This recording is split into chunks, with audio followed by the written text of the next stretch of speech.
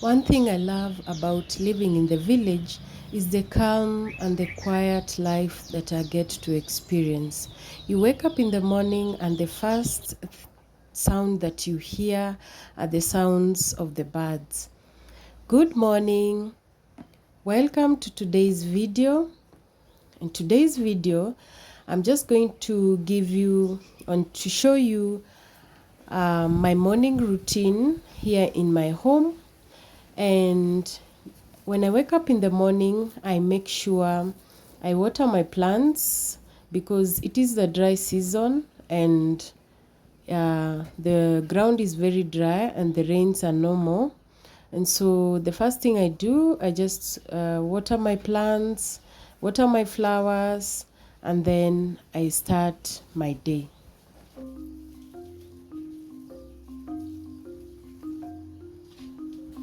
So now let me go and take my ducks out. I let my ducks roam around because the compound is big, and I had so many ducks, but they were stolen during the December holidays. So I had more than 40 ducks, and the person who stole decided to pick the female ones only and left me with the babies. So the female ones were also laying eggs. I stuck to rearing ducks because ducks are easy to manage. They are prone to diseases. I've never seen them getting sick. They have never died because of sickness. They do not experience the common outbreak that the chicken experience. So I stuck to rearing ducks. Before that, I used to rear chicken. I had so many chicken, but one day there was an outbreak and they all died. So I told myself, let me give myself some time, and then I learned from the mistakes that I did, because rearing chicken, and the chicken needs a lot of attention, not like the ducks. So I decided, let me give myself some break, learn from the mistakes that I did while I was rearing the chicken, and then also build another house, because the ducks and the chicken cannot live in the same house. So I just have to build another house again and then start rearing the chicken. So I always sweep the house so that I can get that duck poop and use it as manure in my farm. It works really well in my garden because I do not put fertilizer in my kitchen garden. So I always throw the compost manure and also the manure that come from duck. So this is what I always do every morning, and it has really worked for my kitchen garden, because I always compare farms that use the normal fertilizer and the organic manure. You notice that the organic manure, the plants perform better. And if you want your soil to perform well, avoid using the fertilizer. Use the organic manure. And this I learned from my mom. My mom has a compost manure pit where she puts all the dirt she has in her compound, and after some time, after they have rotten, after some time, she uses that on her farm. And so the time that I'll start preparing my kitchen garden, this time round I want to have almost all types of vegetables, because the other time during the other season I only had the kales, the spinach, the other indigenous vegetables, and also the bell peppers and the green the spring onions. But this time I want to maximize on my kitchen garden. So I want to put water for my ducks. Ducks survive with water, and so every day I have to make sure that the place that they drink water and also play with the water always has water. And I always use the well water, because we rarely use it because it has really gone down. You can see the length of the rope. The water has really gone down, and so I only use this water for my ducks, or if I'm watering my plants, or also if I'm watering my plants, or if I'm watering my vegetables. But now I realized one thing about the ducks. If you do not give them water, enough water, they die. That is the only thing that ducks survive with water. So I always make sure that that hole, they have enough water during the day, because right now is a dry season. We are in February, and during February it is very dry. So it is very easy for the ducks to be dehydrated and later on dying. So I make sure I do that for them every single day, fill it with water so that they can drink, and also they can play inside.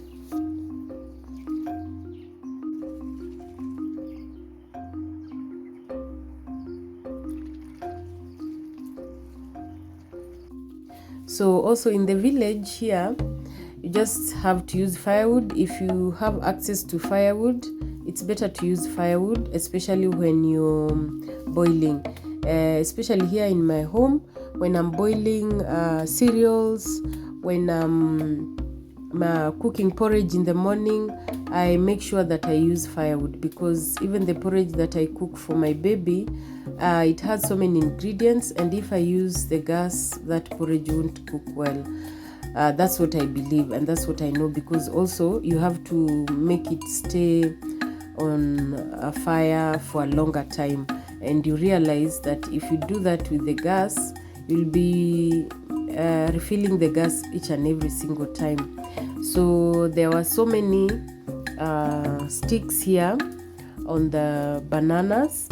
Anytime I prune the trees, I put the trees or the sticks here on the bananas, because the leaves will act as mulching also, and also manure when they rot. So I make sure that the leaves remain here. So that's why I tend to get so many firewood almost at my bananas. So let me get the firewood, then I'm going to cook some porridge.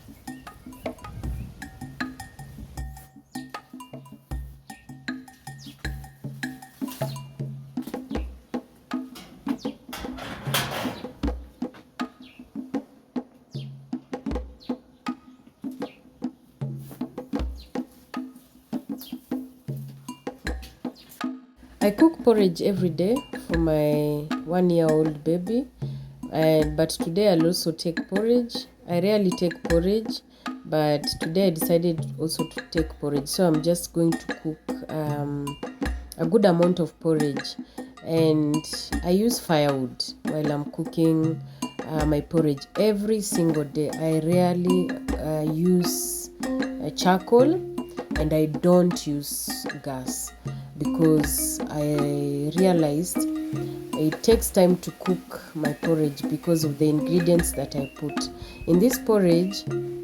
This porridge has millet, it has lentils, it has the sardines or the omena in our local language. There's also rice in this porridge. There's also groundnuts, and if you look at the video, I don't put milk in the porridge. I was told that if you put milk in the porridge, it will break down the iron in that porridge. So I don't put milk in my baby's porridge.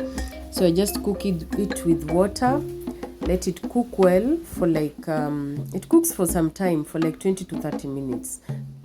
Not 20 to 30 minutes, for 20 minutes. And then I'll take it out. So I'll also put sugar. And in mine, I'm going to put lemon only. I'll not use sugar because I'm trying to lose some weight, so I'm not using sugar in my porridge. But for my baby's porridge, I'll just put some little sugar so that she can drink. My firstborn child, I never used to put sugar, and he was okay. But my other children, when I did the same thing, it didn't work. So I always put some sugar in their porridge. So mine, I'll put a lemon in it so that I can drink. So watch this video to the end.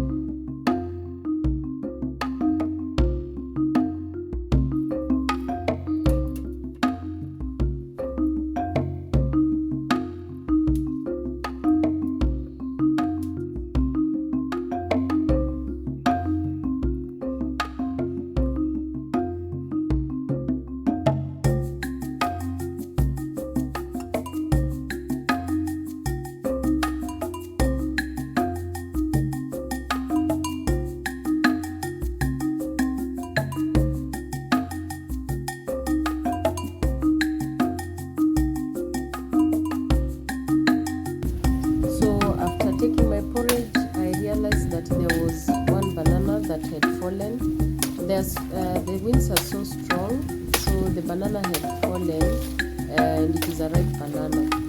So here in the compound we enjoy a lot of bananas, and some we even give it out to my friends and family members. So the banana had fallen, but it had matured. So I just have to cut it, remove it from where it had stuck, because the more it stays, it will spoil. So no, this is not a ripe banana, this is a green banana. We call them green bananas, the one that you can cook. So matoke, we call it matoke here in Kenya, the local language. So I just have to remove it from the stem. I and then I have to cut the stems one by one, because if you leave it like that, it's going to kill the other bananas. And so I'm also going to get somebody to trim the bananas for me, because the more they stay bushy, the less they produce less. So I'm just going to cut these stems and place them on the other bananas. They will act also as manure when they rot. So in the beginning, I used to not cutting the stems. I used to leave it just standing, and I was advised to be cutting them so that the other bananas that remain will be able to grow better.